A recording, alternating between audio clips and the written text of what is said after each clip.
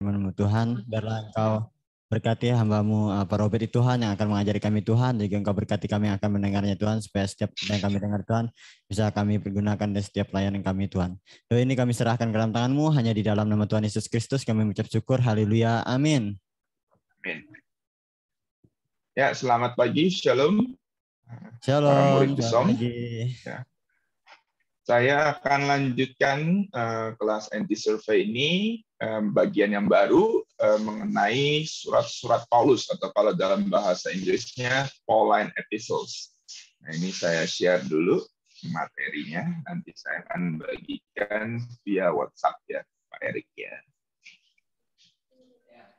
Oke, kelihatan semua ya. Jadi pagi hari ini kita belajar tentang Pauline Epistles, surat-surat Paulus. Surat-surat Paulus itu ada 13 ya dalam Alkitab kita, dari Roma sampai dengan kitab Filemon. Ya. Nah, ini gambaran dari rekonstruksi dari Paulus. Ya. Paulus itu digambarkan itu kepalanya botak, ya.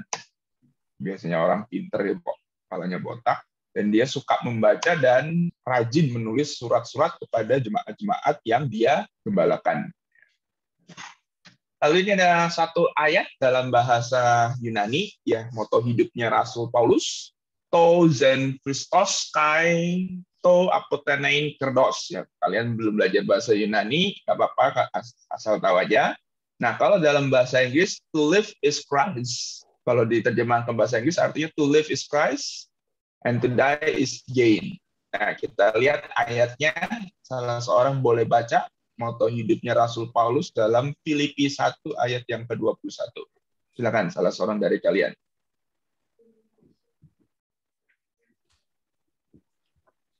Filipi 1 ayat yang ke-21, karena bagiku hidup adalah Kristus dan mati adalah keuntungan.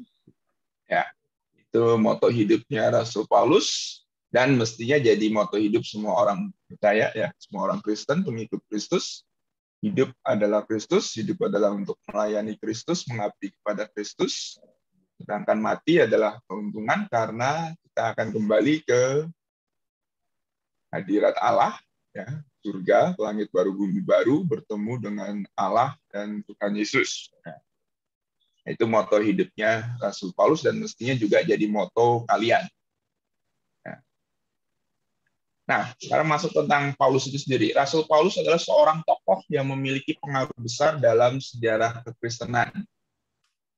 Semasa hidupnya, ia menulis 13 surat yang ditujukan kepada beberapa jemaat lokal. Jemaat lokal itu misalnya gereja-gereja di Efesus, gereja di Korintus, gereja di Tesalonika, gereja di Kolose, serta pribadi-pribadi tertentu. Pribadi misalnya surat personal itu kayak ke Timotius, ke Titus, Filemon. Nah, itu contoh-contoh dari surat-surat pribadinya Rasul Paulus. Melalui surat-suratnya, 13 surat itu Paulus meletakkan dasar teologi Kristen bagi gereja sepanjang masa. Jadi kalau kalian sudah belajar sistematik teologi, tentunya kenal istilah-istilah ini, justification by grace through faith. Jadi pembenaran bukan karena kita benar, tapi pembenaran oleh anugerah Allah yang kita responi melalui iman. Nah, itu diletakkan dasarnya oleh Rasul Paulus dalam surat-suratnya. Lalu ada kenotik teologi. Nah, ini cerita tentang doktrin tentang Kristus, Logos, yang mengosongkan diri, menjelma menjadi manusia. Lalu local churches are believer as the temple of the Holy Spirit, yaitu dalam 1 Korintus ya, 1 Korintus pasal 3, jadi gereja-gereja maupun tubuh orang percaya adalah bait Roh Kudus ya. Tentunya kalian sudah pernah dengar khotbah. Data khotbah bicara soal tubuh kita adalah bait Roh Kudus. Karena itu harus dipelihara dengan baik ya. Nah, itu adalah doktrin-doktrin yang diletakkan oleh Paulus dalam surat-suratnya. Selanjutnya tentang latar belakang Paulus. Paulus ini lahir di Tarsus di provinsi Kilikia. Nah, itu Kilikia itu daerah Asia ya, dekat Yerusalem. Pada abad pertama, Tarsus merupakan ibu kota Kilikia, provinsi kekaisaran Romawi yang terletak di bagian tenggara Asia Kecil. Nah, ini gambarnya, petanya. Kalian bisa lihat peta Alkitab kira-kira seperti ini ya. Tarsus, ya, Yerusalem di sini, Yerusalem pusatnya. Lalu Antioquia itu yang tempat di mana murid-murid disebut Kristen pertama kalinya. Lalu ini Damaskus itu waktu Paulus bertobat. Ya, Paulus hendak menganiaya orang Kristen, namun begitu dia mau masuk ke kota Damaskus, dia melihat cahaya yang terang sekali. Ya. Nah, itulah kira-kira gambaran dari kota-kota yang sempat disinggahi oleh Paulus. Tarsus tempat lahirnya, dia dibesarkan di Yerusalem, lalu di Damaskus Paulus mengalami pertobatan. Paulus mengakui dirinya adalah warga Tarsus. Nah, itu bisa dibaca di Kisah 21, Kisah Rasul 21 ayat ke-39. Paulus juga merupakan warga negara Roma. Ia memperoleh kewarganegaraan ini karena kelahirannya. Kisah Rasul 22 ayat 28. Jadi Paulus tuh memiliki, kalau istilah bahasa Inggrisnya itu dual citizenship, dua kewarganegaraan. Kalau di sekarang kan kita tahu ada beberapa orang yang memiliki dua kewarganegaraan. Misalnya kayak Celine Dion, dia lahir di Prancis, tapi kewarganegaraannya di Amerika dengan di Kanada. Nah, salah seperti itu Paulus juga memiliki dua kewarganegaraan. Yang pertama dia warga Tarsus, Asia, tapi di sisi lain dia juga adalah warga negara Roma. Ya. Coba dibaca ayatnya, Kisah 1 ayat ke-39 dulu, warga Tarsus karena dia lahir di Tarsus ya. Salah seorang, baca Kisah 21 ayat 39, lalu satunya lagi Kisah 22 ayat 28.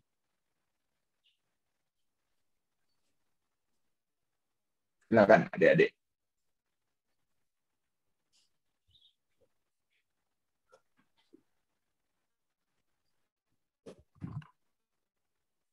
Kisah Para Rasul pasal yang ke-21 ayatnya yang ke-39.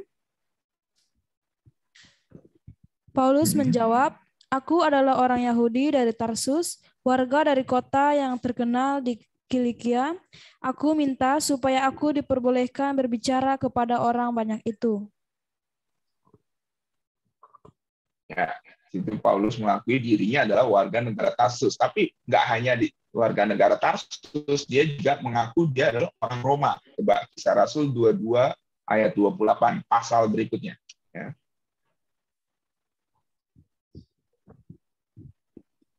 Kisah Para Rasul pasal 22 ayat 28. Lalu kata kepala pasukan itu, "Warga negaraan itu kubeli dengan harga yang mahal," jawab Paulus, "tetapi aku mempunyai hak itu karena kelahiranku." Ya, karena Paulus, orang tuanya, mungkin kakeknya, neneknya itu warga negara Roma, jadi Paulus memiliki hak sebagai warga negara Roma berdasarkan kelahirannya. Jadi memang Alkitab tidak menceritakan secara jelas asal-usul orang tua, ayah ibu, atau kakek nenek dari Paulus. Namun status kewarganegaraan Roma yang dimiliki Paulus sangat berguna dalam pelayanannya sebagai pemberita Injil. Jadi Paulus bisa bebas pergi dari satu daerah ke daerah lain. Karena apa? Karena dia adalah warga negara Roma. Peraturan pada saat itu adalah kalau warga negara Roma dia bebas mau pergi ke Asia Kecil, mau pergi ke Eropa, ke Roma sekalipun, ke Yerusalem, dia bebas berpindah-pindah, berjalan-jalan istilahnya. Bandingkan dengan Tuhan Yesus ya, Tuhan Yesus hanya melayani di daerah Palestina. Ya. Di daerah Palestina ya paling ke Nazaret, ke Yerusalem, ke Galilea, hanya terbatas di situ. Tapi kalau Paulus dia lebih luas cakupannya karena dia warga negara Roma. Status kewarganegaraan Roma yang dimiliki Paulus itu memiliki beberapa keuntungan, jadi ada benefitnya. Misalnya hak untuk voting. Voting ini untuk memilih anggota senat, senator. Mendapat pengadilan yang fair, jadi nggak boleh Kalau misalnya diduga melakukan kejahatan, nggak boleh disiksa sembarangan. Harus melalui pengadilan yang fair, yang adil. Setelah dibuktikan bersalah, baru bisa dihukum. Tidak akan menerima hukuman mati, ya, tidak akan menerima hukuman mati kecuali karena berkhianat kepada negara. Dan kalaupun misalnya menerima hukuman mati, dia tidak boleh disalib. Ya. Yesus bukan warga negara Roma, makanya dia disalib. Paulus dengan Petrus itu kan meninggalnya hampir berbarengan pada tahun yang sama, ya, tahun 65-6 pada zaman Kekaisaran Nero. Kenapa Petrus matinya disalib terbalik, sedangkan Paulus dipenggal? Karena kewarganegaraan Roma yang dimiliki oleh Paulus. Di waktu itu orang Kristen dituduh membakar kota Roma, dituduh berkhianat. Oleh karena itu Petrus dan Paulus sama-sama orang Kristen ditangkap mereka. Tapi Petrus disalib terbalik karena dia bukan warga negara Roma, sedangkan Paulus dipenggal. Ya. Jadi metode hukumannya pun berbeda. Nah, Kisah Rasul 22 ayat 25 sampai 29 menceritakan bahwa Paulus lolos dari penyiksaan oleh karena ia adalah warga negara Roma. Nah, ini tolong dilanjutkan tadi yang baca Kisah Rasul 22. Tolong baca ceritanya full 25 sampai 29 supaya kita dapat gambaran. Kisah Rasul pasal 22 ayat yang ke-25. Tetapi ketika Paulus ditelentangkan untuk disesah, berkatalah ia kepada perwira yang bertugas, "Bolehkah kamu menyesah seorang warga negara Rom, apalagi tanpa diadili?" Mendengar perkataan itu, perwira itu melaporkannya kepada kepala pasukan, katanya, "Apakah yang hendak engkau perbuat? Orang itu warga negara Rom." Maka datanglah ke kepala pasukan itu kepada Paulus dan berkata, "Katakanlah, benarkah engkau warga negara Rom?" Jawab Paulus, "Benar." Lalu kata kepala pasukan itu, "Kewarganegaraan itu kubeli dengan harga yang mahal." Jawab Paulus, "Tetapi aku mempunyai hak itu karena kelahiranku." Maka mereka yang harus menyesah dia segera mundur, dan kepala pasukan itu juga takut setelah ia tahu bahwa Paulus yang ia suruh ikat itu adalah orang Rom. Jadi itu ceritanya di Yerusalem. Paulus ditangkap oleh tentara Romawi, hendak disiksa tanpa melewati suatu pengadilan, mau disiksa. Paulus berkata, "Bolehkah kamu menyiksa warga negara Rom?" Rom itu maksudnya Roma, ya. Spelling tempo dulu, penyebutan tempo dulu, Roma maksudnya. "Bolehkah kamu menyiksa seorang warga negara Roma?" Nah, dalam peraturan pada zaman itu, tentara Romawi boleh menyiksa siapapun, tapi kalau warga negara Roma tidak boleh sembarangan disiksa. Harus lewat, seperti yang tadi saya katakan, harus lewat pengadilan yang fair dulu, terbukti bersalah, baru boleh disiksa atau dihukum. Jadi nggak boleh begitu tangkap langsung disiksa, itu nggak boleh. Nah, makanya tentara takut waktu mendengar hal itu.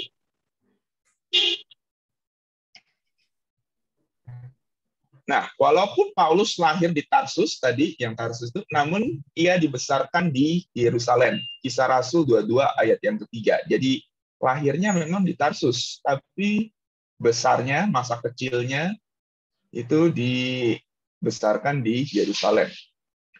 Di bawah bimbingan Gamaliel, Paulus dididik untuk memahami dan mendalami Tanakh dan tafsirannya. Tanakh itu apa? Tanakh itu kalau istilah gampangnya, istilahnya adalah perjanjian lama dalam bahasa Ibrani. Ya. Alkitab kita perjanjian lama kan Kejadian, Keluaran terus sampai Maleakhi. Nah, itu kalau dalam versi Ibraninya itu disebut Tanakh. Torah, Nevi'im, Ketuvim, ya. Singkatannya Tanakh. Nah, itulah yang dikerjakan Paulus seumur hidupnya waktu dia di bawah bimbingan Gamaliel. Dia belajar Taurat, dia mempelajari tafsiran-tafsiran terhadap Taurat, dan bukan hanya Taurat, tapi juga kitab-kitab lain dalam Perjanjian Lama. Nah, Gamaliel itu siapa? Gamaliel adalah profesor agama Yahudi yang pintar, yang sangat terkenal pada abad pertama. Rabi, seorang rabi, guru guru agama. Nah, sebelum menjadi orang percaya, sebelum menjadi orang Kristen, Paulus atau Saulus namanya dulu adalah seorang muda yang sangat fanatik dalam Yudaisme. Dia sangat membenci kekristenan yang dianggapnya sebagai aliran sesat karena orang Yahudi menganggap Allah itu hanya satu, nah sedangkan Yesus mengatakan dirinya itu anak Allah. Nah, itu bagi orang Yahudi adalah suatu penyesatan. Makanya Paulus sangat membenci kekristenan. Nah, ini gambaran lukisan waktu Paulus dalam perjalanan menuju Damsyik untuk menangkap orang Kristen.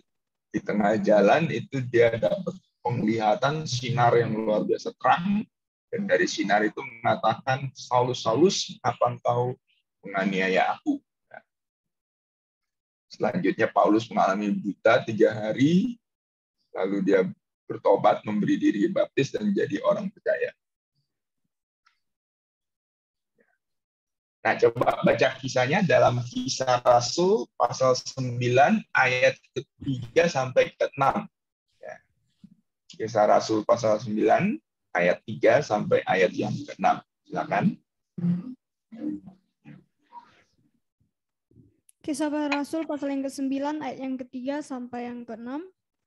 Dalam perjalanannya ke Damsyik, ketika ia sudah dekat kota itu, tiba-tiba cahaya memancar dari langit mengelilingi dia. Ia rebah ke tanah dan kedengaranlah olehnya suatu suara yang berkata kepadanya, Saulus, Saulus, mengapakah engkau menganiaya aku? Jawab Saulus, siapakah engkau Tuhan? Katanya, akulah Yesus yang kau aniaya itu. Tetapi bangunlah dan pergilah ke kota, di sana akan kukatakan kepadamu apa yang harus kau perbuat. Oke, jadi selanjutnya Pak Saulus, waktu itu namanya masih Saulus, mengalami buta selama beberapa hari. Lalu Tuhan menyuruh Ananias menemui Paulus, ya. Lalu dibaptis. Saulus bertobat dan dia mengganti nama menjadi Paulus. Dia menjadi rasul bagi Tuhan Yesus Kristus. Rasul itu adalah orang yang diutus, ya, memberitakan Injil. Nah, sekarang kita masuk ke ajaran-ajaran Paulus, ajaran-ajaran yang terdapat surat-surat Paulus yang kita kenal dengan istilah Pauline theology. Ya, Pauline theology, teologi surat-surat Paulus. Nah, yang pertama tentang Allah. Ya. Rencana keselamatan Allah yang menyertai zaman yang datang sedang dialami orang percaya pada zaman ini. Waktu membahas kitab Injil, saya kira saya pernah membahas hal ini, ya, bahwa berkat-berkat akhir zaman bisa dinikmati waktu Roh Kudus diberikan pada orang percaya. Nah, hal ini ditandai dengan pencurahan Roh Kudus ke atas setiap orang percaya, ya, Kisah Para Rasul pasal yang kedua. Selanjutnya, melalui pengorbanan putranya, Allah telah menaklukkan para pemerintah dan penguasa dunia ini dan menjadikan mereka tontonan umum. Pemerintah dan penguasa dunia ini bukan bicara soal presiden, menteri, raja, bukan seperti itu, tapi pemerintah penguasa bicara soal roh-roh jahat, ya, iblis, setan, dan antek-anteknya, dan menjadikan mereka tontonan umum. Bisa dibaca ayatnya dalam Kolose 2 ayat 15. Jadi gambarannya seperti ini, adik-adik. Ya. Kalau dalam kebudayaan Romawi kuno, kalau seorang jenderal panglima perang Romawi berperang memerangi suatu daerah dan menang, maka dia membawa jarahan yang banyak, baik benda-benda berharga, emas, perak dari kota yang dikalahkan, lalu diarak. Diarak itu maksudnya dibawa putar-putar, ya, dibawa putar-putar semacam pawai di kota Roma, mempertunjukkan apa? Mempertunjukkan kemenangannya. Ini kalau kalian lihat, ya, ini yang duduk di tahta ini, saya kasih gambar. Duduk di tahta ini jenderal panglima perangnya. Lalu yang diangkut ini, lalu orang-orang yang diikat ini, yang ditawan. Nah, ini adalah budak penduduk dari kota yang telah ditaklukkan sang jenderal ini. Nah, jadi pawai kemenangan. Nah, hal yang sama juga telah dilakukan Allah melalui pengorbanan Tuhan Yesus Kristus di kayu salib. Jadi seolah-olah melalui kematian putranya, melalui kematian Tuhan Yesus Kristus, iblis dikalahkan, dan dia seperti seolah-olah gambaran analogi yang digunakan Rasul, dia diarah, dipermalukan, dipertontonkan ke hadapan umum, seperti seorang jenderal yang telah menaklukkan kota atau menaklukkan orang suatu daerah, diarah, dipermalukan. Nah, itu adalah gambaran yang digunakan oleh Rasul Paulus ketika ia membahas tentang kemenangan Allah atas iblis, atas penguasa dunia. Itu tentang Allah, sekarang tentang Tuhan Yesus Kristus. Ya. Ketika Tuhan Yesus berinkarnasi menjadi daging dan hidup di muka bumi, ia menanggalkan semua atribut keilahiannya. Ya. Itu ayatnya, tolong dibaca. Filipi pasal 2, ayat 5 sampai ayat 8. Di pasal 2, ayat yang 5 sampai 8 ayat. Filipi pasal yang kedua, ayat yang ke-5 sampai ayat yang ke-8. Hendaklah kamu dalam hidupmu bersama menaruh pikiran dan perasaan yang terdapat juga dalam Kristus Yesus, yang walaupun dalam rupa Allah tidak menganggap kesetaraan dengan Allah itu sebagai milik yang harus dipertahankan, melainkan telah mengosongkan dirinya sendiri dan mengambil rupa seorang hamba dan menjadi sama dengan manusia. Dan dalam keadaan sebagai manusia, ia telah merendahkan dirinya dan taat sampai mati, bahkan sampai mati di kayu salib. Amin. Amin. Ya.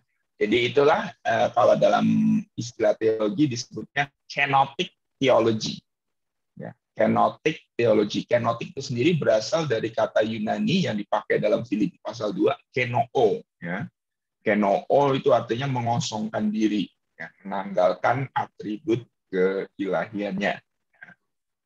Oh, berarti apakah dia berhenti menjadi Allah? Enggak, dia tetap Allah, tapi atribut keilahiannya dia tanggalkan untuk sementara waktu ketika dia menjadi manusia.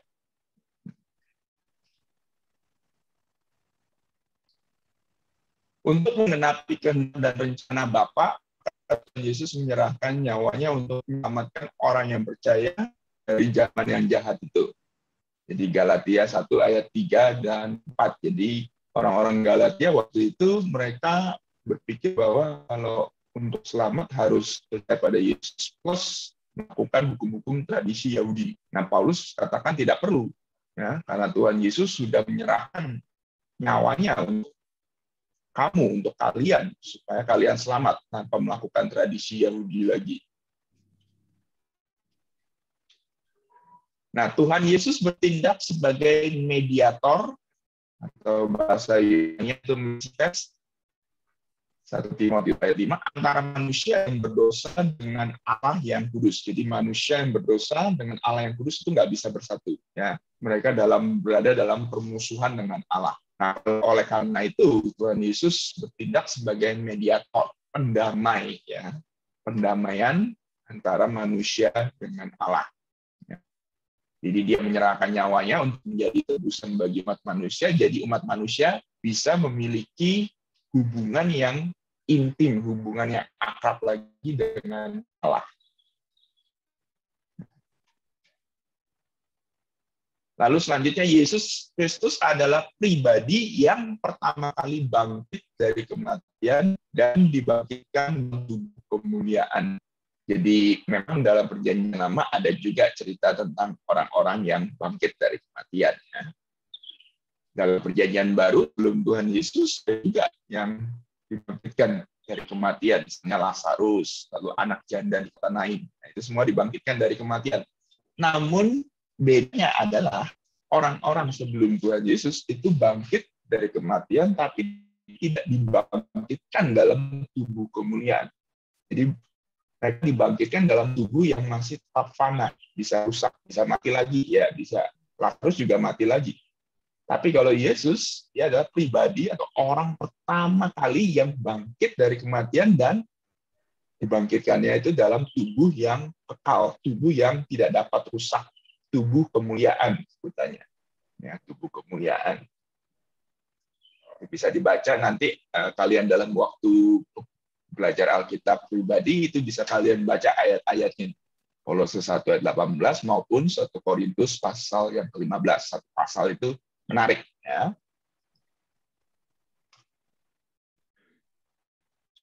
Selanjutnya Tuhan Yesus adalah gereja. Gereja itu adalah tubuh Kristus, sedangkan Tuhan Yesus ada kepalanya. Jemaat harus bertumbuh dan makin menjadi serupa dengan kepala gereja, yaitu Yesus Kristus. Jadi bagi orang Kristen, kepala gereja adalah Tuhan Yesus. Ya. Jadi oleh karena itu, hidup kita harusnya makin menjadi serupa dengan Tuhan Yesus, to be like. Nah, sekarang yang ketiga tentang Roh Kudus. Roh Kudus, Nabi Yoel menubuatkan bahwa pada hari Tuhan, Roh Kudus akan dicurahkan atas Israel. Nah, coba baca ayatnya dalam Yoel pasal 2 ayat 8 sampai 29.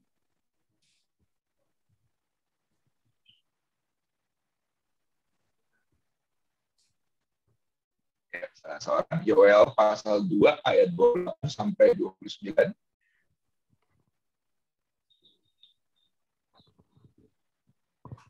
Yoel pasal yang kedua ayat 28 dan 29.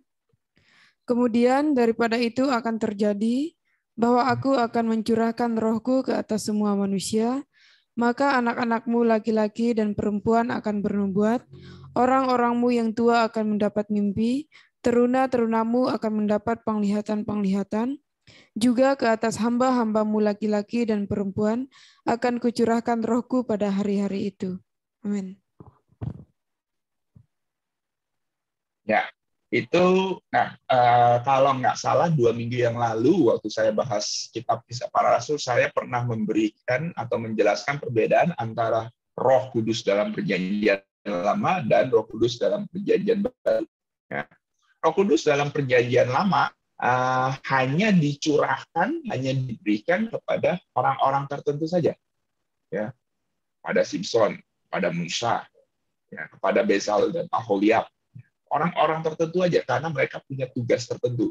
Namun Nabi Yoel mengatakan bahwa nanti pada hari Tuhan, ya, pada hari Tuhan, Roh Kudus itu akan diberikan pada semua orang, bukan hanya orang-orang tertentu yang ada tugas khusus, tapi semua orang, pria dan wanita sama-sama terima Roh Kudus. Anak-anak, orang muda dan orang tua sama-sama menerima Roh Kudus.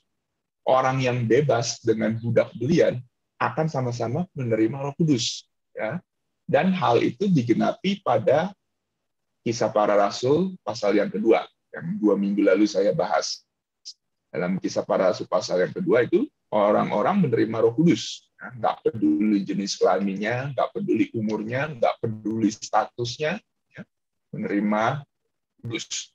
Nah, tambahannya dari Rasul Paulus menegaskan bahwa janji ini, nubuat Nabi Yoel ini, pencurahan Roh Kudus telah digenapi. Ya. Telah digenapi bukan hanya untuk orang Yahudi saja, tapi untuk segala bangsa, untuk orang-orang yang percaya Yesus Kristus, nggak peduli dari bangsa atau suku apa. Jadi kalau dulu semua berkat-berkat itu hanya untuk orang Yahudi, Roh Kudus hanya untuk orang Yahudi, sekarang bisa dinikmati oleh semua orang percaya dari berbagai latar belakang, bangsa, suku, dan budaya. Tidak ada lagi penghukuman bagi orang percaya. Tidak ada lagi penghukuman yang akan menimpa orang percaya. Setiap orang percaya menerima kebebasan yang diberikan oleh Roh Kudus. Oleh Roh, orang-orang percaya memiliki status sebagai anak-anak Allah. Jadi diadopsi, ya, adoption ini. Kalau dulu kita hamba dosa, hamba setan, hamba iblis, kita hidup menjadi dalam perbudakan terhadap dosa. Nah, sekarang begitu kita percaya, mati dan bangkit bersama Yesus dalam baptisan, kita menjadi orang-orang yang bebas. Kita diadopsi dari budak dosa menjadi anak Allah. kenaikan status yang luar biasa. Nah, itu bisa dibaca nanti ayatnya dalam Roma pasal yang ke-8. Ya. Kalian baca aja, kalian catat aja dulu ayatnya. Ya. Selanjutnya, bukan hanya dalam proses adopsi itu, tapi juga Roh Kudus memberi kekuatan dan sukacita bagi setiap orang percaya untuk meneladani Tuhan Yesus Kristus dan teladan rohani lainnya. 1 Tesalonika 1 ayat yang ke-6. Jadi menjadi seperti Yesus, ikut Yesus memang nggak mudah, nggak gampang ya. Kita hidup di dunia yang gelap, penuh dengan dosa. Jadi Roh Kudus yang mendampingi, memberi kita kekuatan supaya kita hidup makin menyerupai Kristus. Dalam Roma pasal 8 ayat 26, Roh Kudus bahkan menolong orang percaya untuk berdoa.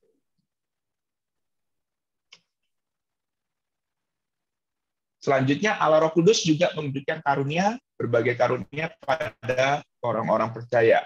Nah, satu catatan, berbagai karunia ini harus digunakan untuk melayani Tuhan dan membangun tubuh Kristus, ya, bukan untuk disombongkan. 1 Korintus 12. Masalahnya dalam gereja, ya baik dulu maupun sekarang, seperti jemaat Korintus, ada orang-orang yang menyombongkan diri di atas orang lain. Oh, saya memiliki karunia bahasa roh. Kamu nggak punya, berarti saya lebih rohani daripada kamu. Saya memiliki karunia nubuat. Kamu nggak punya, berarti saya lebih rohani daripada kamu.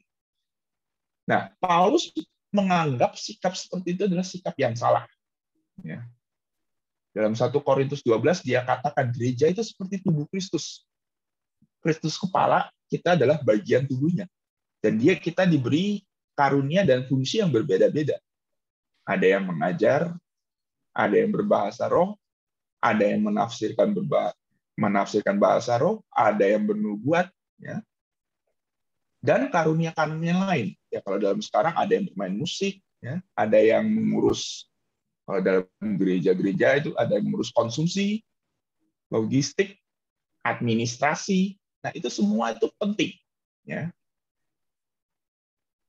Gambarannya seperti tubuh. Tubuh ada mata, ada hidung, ada mulut, ada telinga, ada kulit, ada rambut, ada ginjal, jantung, liver, dan sebagainya. Semua itu berbeda-beda, namun memiliki tujuan yang sama, supaya tubuh itu bisa berfungsi dengan baik. Coba bayangkan tubuh, analoginya yang dipakai Rasul Paulus, tubuh itu terdiri dari mata semua. Dari ujung kepala, ujung rambut sampai kaki isinya mata semua. Nah, kan jadi tubuh yang aneh, tubuh yang menyeramkan. Justru kalau lebih bagus ada yang matanya cukup 2 aja, hidungnya 1, mulutnya 1, telinganya 2, liver, ada ginjalnya 2. Nah, seperti itu. Beraneka ragam, tapi satu tubuh. Jadi kalau dalam gereja nanti kalian menjumpai orang-orang yang menyombongkan karunia seperti ini, ya harus ditegur. Ya, karena itu adalah salah. Semua kita diberikan karunia tujuannya untuk membangun gereja, membangun tubuh Kristus, dan bukan untuk disombongkan.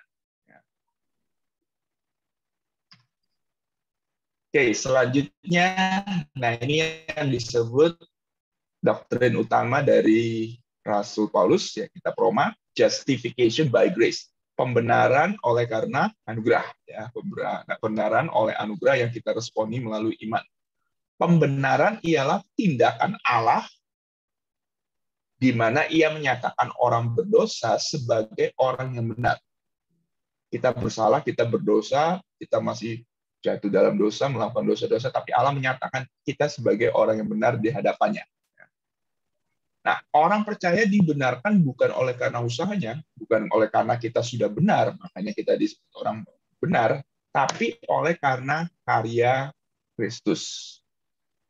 Nah, ini ayat penting ini, Efesus 2 ayat 8 sampai 10, 3 ayat, kalian boleh garis bawahi, kalian boleh highlight dengan stabilo, silakan. Salah seorang. Efesus pasal 2 ayat yang ke-8. Sebab karena kasih karunia kamu diselamatkan oleh iman, itu bukan hasil usahamu tetapi pemberian Allah. Itu bukan hasil pekerjaanmu, jangan ada orang yang memegahkan diri. Karena kita ini buatan Allah, diciptakan dalam Kristus Yesus untuk melakukan pekerjaan baik yang dipersiapkan Allah sebelumnya. Ia mau supaya kita hidup di dalamnya. Betul ya, jadi itulah yang disebut sebagai pembenaran. Kita diselamatkan bukan karena kita sudah benar, sudah nggak pernah bikin dosa lagi, tapi karena anugerah Allah yang kita responi oleh iman. Kita dibenarkan bukan karena kita sudah 100% nggak pernah bikin dosa lagi, tapi oleh karena anugerah Allah dalam Tuhan Yesus Kristus, pengorbanan Tuhan Yesus Kristus di kayu salib, yang kita responi lewat iman. Garis bawahi ayat ini, highlight ayat ini, karena nanti ayat ini sering dijadikan dasar katekisasi atau dasar waktu program bimbingan baptisan. Program baptisan itu biasanya suka pakai ayat ini, ya, dan satu ayat lagi dalam kitab Roma. Jadi ini kalau dalam bahasa Inggris, justification by grace through faith. Nah, kalau kalian belum paham, ya saya kasih terjemahannya dalam bahasa Indonesia. Kalian boleh catat, ya. Kalau diterjemahkan Indonesia menjadi pembenaran oleh anugerah Allah yang kita responi dengan iman. Ya. Kalau Inggrisnya justification by grace through faith. Kalau bahasa Indonesianya pembenaran oleh anugerah Allah yang kita responi dengan iman. Ya. Tolong dicatat ya, ini penting. Ya, inti dari teologinya Paulus ya, pembenaran ini.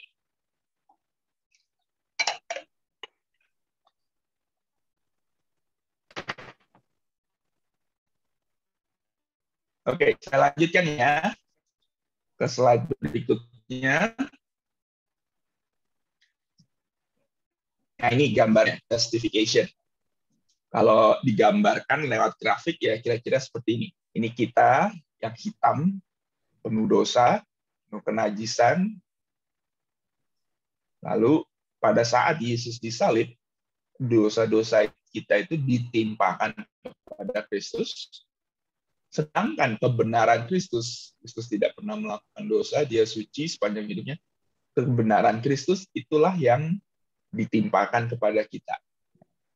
Jadi Allah ketika melihat kita, tidak melihat dosa-dosa kita, tapi melihat kebenaran Kristus. Makanya kita dibenarkan. Bukan kita orang benar, tapi kita dibenarkan. Makanya jadi orang benar. Ya. Justification. Nah, selain justification, ada sanctification. Kalau tadi justification, bahasa Inggris, bahasa Indonesia artinya pembenaran. Sedangkan sekarang sanctification artinya penyucian. Ya, penyucian. Penyucian itu apa? Sanctification, tindakan Allah di mana ia menyucikan, membersihkan, menguduskan hidup setiap orang percaya. Nah, dalam perjanjian baru, sanctification punya dua makna. Yang pertama artinya adalah to belong to the Lord. Artinya kita menjadi milik Allah. Kita sepenuhnya milik Allah. Kita dikuduskan. Ayatnya dalam 1 Petrus 2 ayat yang ke-9. Tolong dibaca. 1 Petrus 2 ayat yang ke-9. Arti pertama dari pengudusan atau penyucian adalah kita milik Allah sepenuhnya.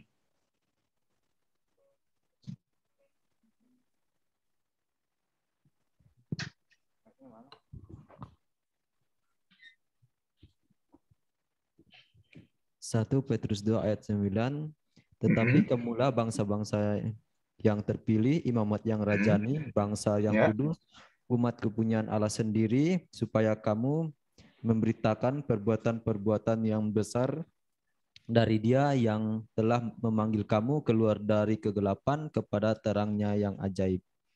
Ya, nah itu yang pertama.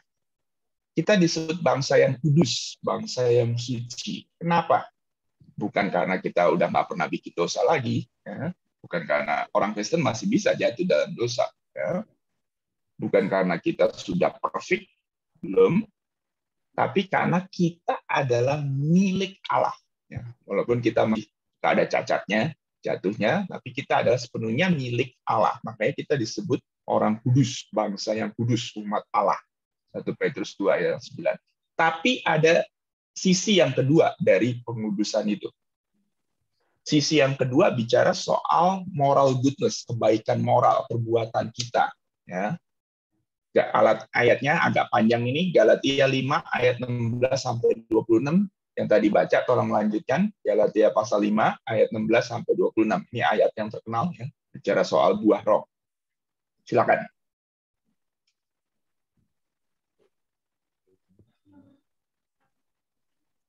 Galatia pasal yang kelima ayat yang ke-16 sampai yang ke-26.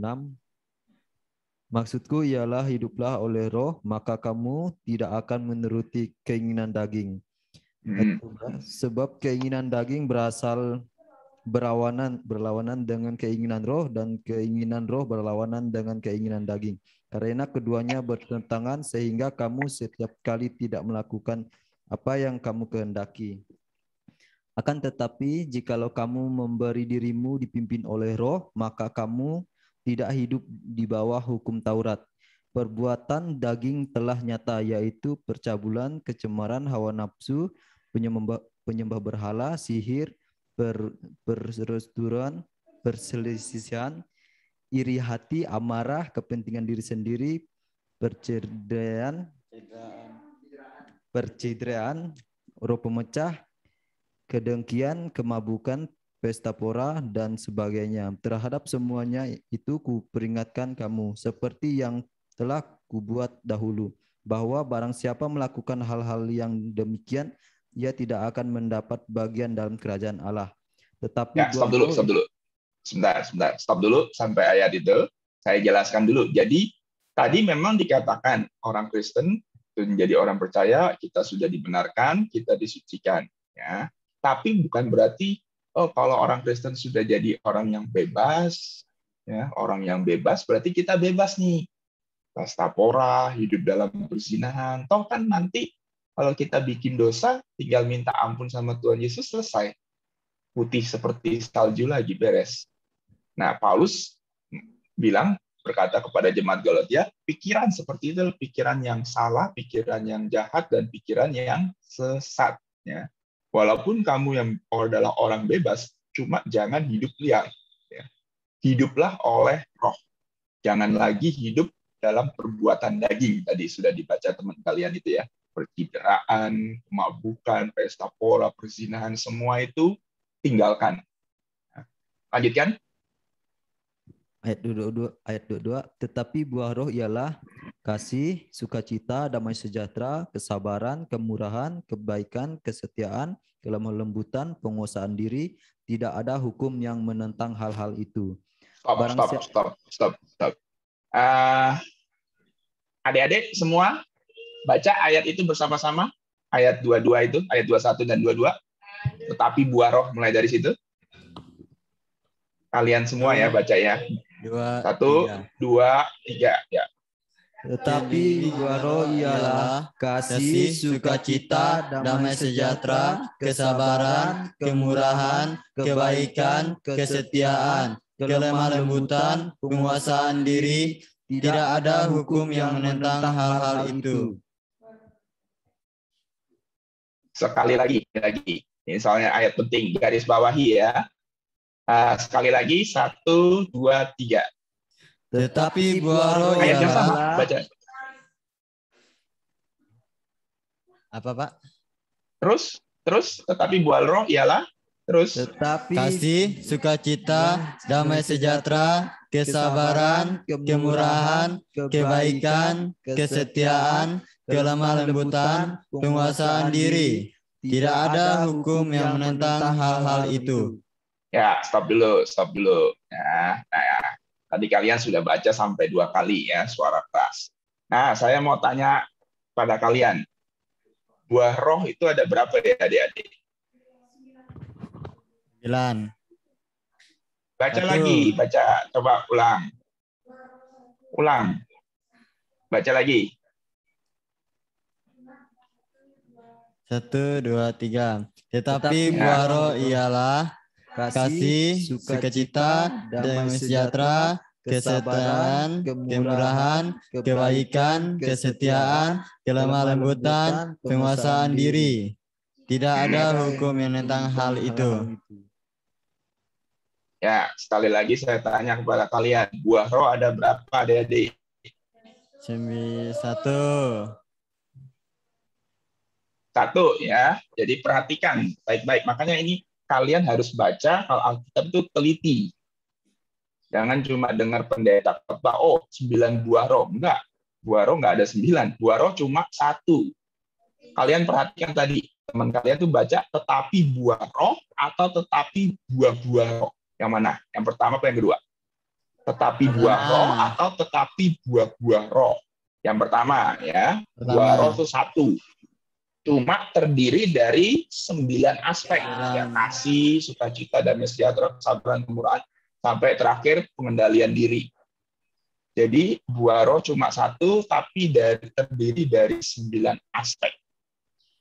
Jadi kalian nggak bisa bilang, oh saya sudah punya buah roh, saya punya kasih, kemurahan, kesabaran, oh tapi saya nggak bisa mengendalikan diri nih, kasih perjuangan. Nah itu berarti bukan buah roh. Ya.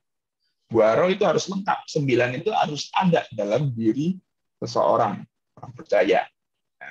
Jadi nggak bisa, oh saya buah rohnya cuma kasih nih. Saya masih nggak sabar, saya masih nggak murah hati, saya pengendalian diri saya masih kurang. Ya. Nah itu bukan buah roh. Buah roh harus lengkap 9 itu. Karena buah roh cuma 1, tapi dari 9 aspek. Ya. Jadi sekali lagi buah roh hanya 1 dan kita harus memiliki 9 aspek itu dalam hidup kita. Nggak bisa kita pilih, oh karena kasih yang pertama kali disebut, saya hanya mau punya kasih aja lah. Yang 8 lain nggak usah.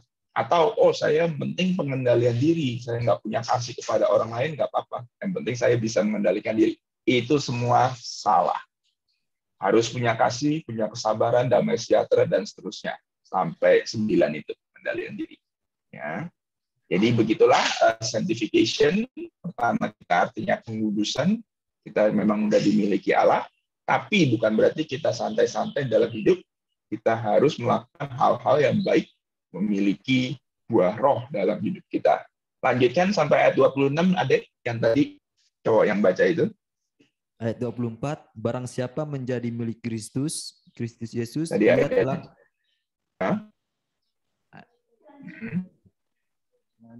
ia telah menyalibkan kedagingan dengan segala hawa nafsu dan keinginannya. Jikalau kita hidup oleh roh, baiklah hidup kita juga dipimpin oleh roh. Dan janganlah kita gila hormat, janganlah kita saling menentang dan saling mendengki.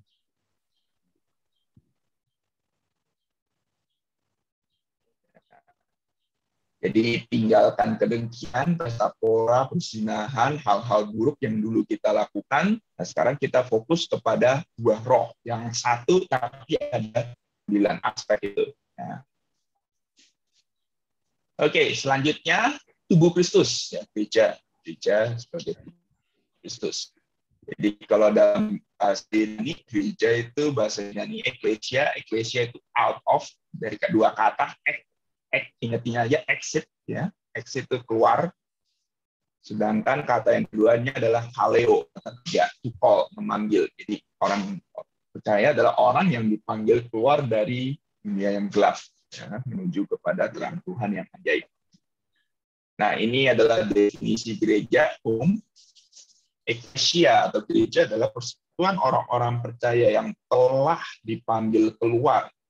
Tadi kata dasarnya X, ya, to be called out of, dari kegelapan dunia. Kegelapan dunia itu bukan yang nggak ada lampu jalanan begitu, bukan seperti itu, tapi maksudnya ada pola hidup orang-orang yang tidak mengenal Allah untuk menuju terang Tuhan yang ajaib.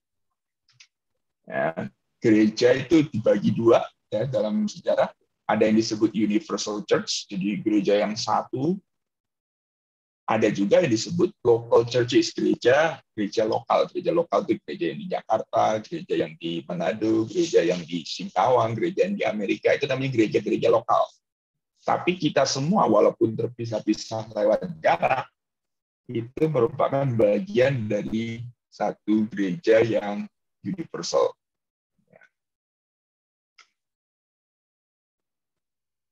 Sebagai umat Allah, gereja terdiri dari kumpulan orang percaya dari berbagai suku, usia, status, dan golongan. Nah, ini sudah saya katakan tadi. Jadi, kalau dulu hanya terbatas berkat-berkat Allah bagi orang Yahudi, nah, kalau sekarang berkat-berkat keselamatan itu juga diperluas bagi orang-orang non-Yahudi.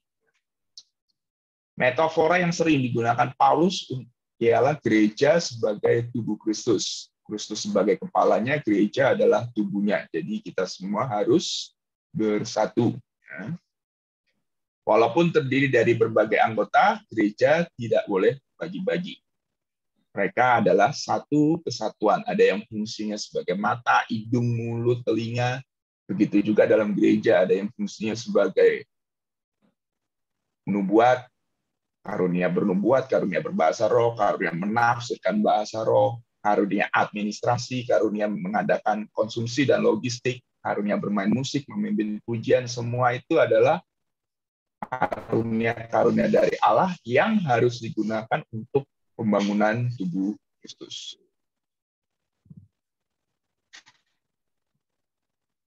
Nah, sebagai tubuh Kristus, gereja adalah perpanjangan tangan dari pelayanan Tuhan Yesus. Jadi Tuhan Yesus naik ke surga, dia memberikan amanat agung, ya, menjadikan bangsa-bangsa sebagai murid Tuhan. Nah, berbagai karunia roh diberikan untuk membangun tubuh Kristus. Jadi Tuhan Yesus bukan hanya ngasih tugas kepada kita, hanya kasih mandat, tapi juga memberikan berbagai karunia. Oke, poin yang terakhir adalah akhir zaman. Ya, akhir zaman, pengharapan akan parousia, kedatangan Tuhan Yesus kedua kali, juga mewarnai tulisan Paulus. Jadi rencana keselamatan Allah itu akan mencapai puncaknya waktu kedatangan Tuhan yang kedua kali. Ya. Ini kita sudah belajar dalam waktu kita belajar Inggris. Jadi Tuhan Yesus kedatangan yang pertama itu menghadirkan kerajaan Allah di muka bumi. Namun nanti kedatangan yang kedua dia akan memusnahkan orang yang jahat dan kerajaan Allah mencapai klimaksnya. Nah, tidak ada seorang pun yang tahu mengenai hari kedatangan Tuhan Yesus. Oleh karena itu, Paulus mengingatkan supaya gereja jangan disesatkan oleh berbagai ajaran. Ya. Jadi, 2 Tesalonika 2 ayat 1 dan 2. Dikatakan jangan bingung. Oh, ada orang mengatakan Tuhan datang tanggal sekian, waktu ini, tahun sekian. Itu semua adalah sesat, bohong, ya, hoax. Karena dalam Alkitab sendiri mengatakan tidak ada seorang pun yang tahu tentang hari kedatangan Tuhan Yesus kecuali Bapa.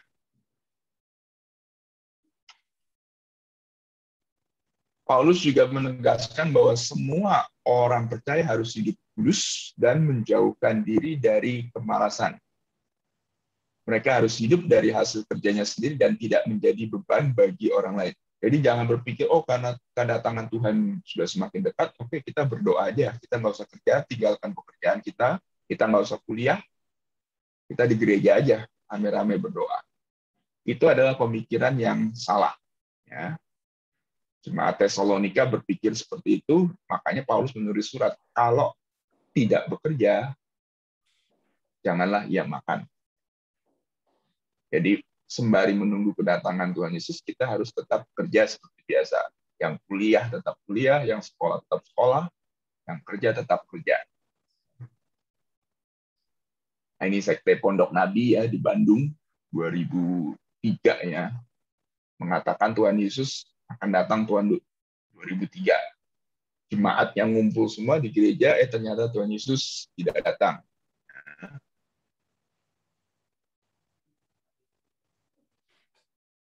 Nah, yang terakhir pada saat parousia akan terjadi beberapa hal sekaligus. Ya. Yang pertama adalah resurrection. Resurrection ini kebangkitan. Ada yang tadi 1 Tesalonika 4 ayat 16. 1 Tesalonika 4 ayat 16, silakan.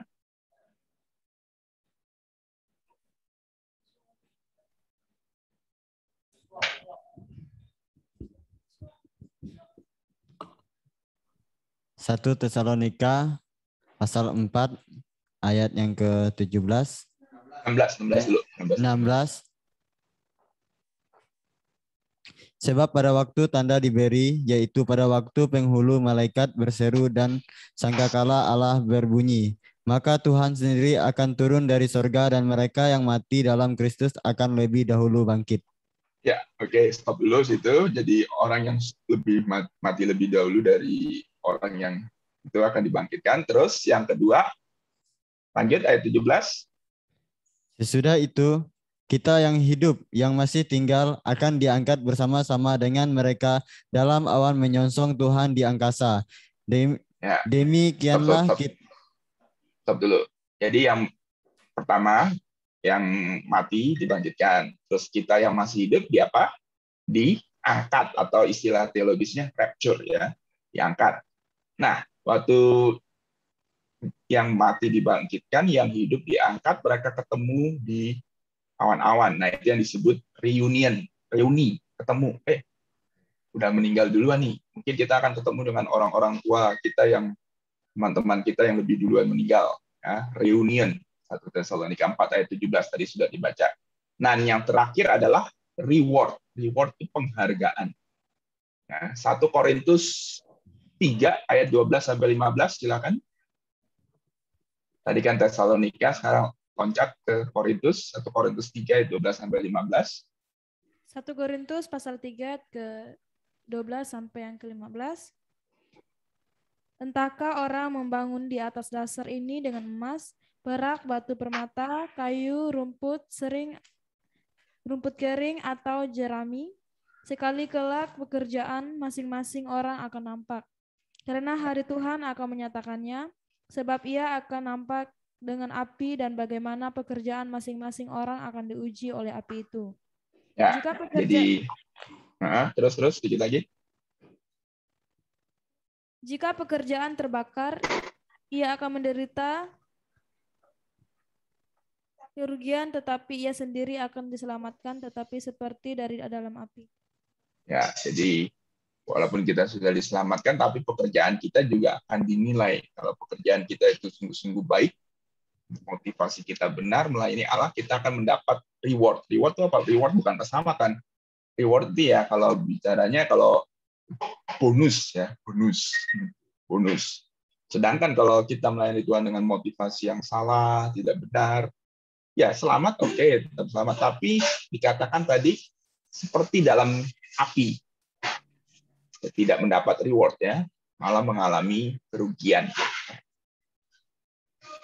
Ya, oke, sekian. Saya sudah bahas tentang Pauline Theology, Pauline Epistles. Nanti saya akan share materinya kepada Pak Erik. Oke, saya kembalikan kepada Pak Erik. Oke, thank you Pak Robert buat pengajarannya. Mungkin ada yang mau ditanyakan nggak? Ya, kalau nggak ada, mungkin kita langsung dari Anton atau Agape atau Anis atau Pak Jo juga ada di sini. Masih ada 2 menit. Kalau nggak ada, mungkin oke, kita salah satu berdoa tutup. Terima kasih buat Pak Robert buat pengajarannya hari ini. Ya, silakan berdoa. Mari kita bersatu dalam doa. Terima kasih Tuhan, terima kasih Yesus atas pelajaran yang telah disampaikan oleh Pak Robert. Tuhan, biarlah apa yang disampaikan boleh kami simak, kami pahami.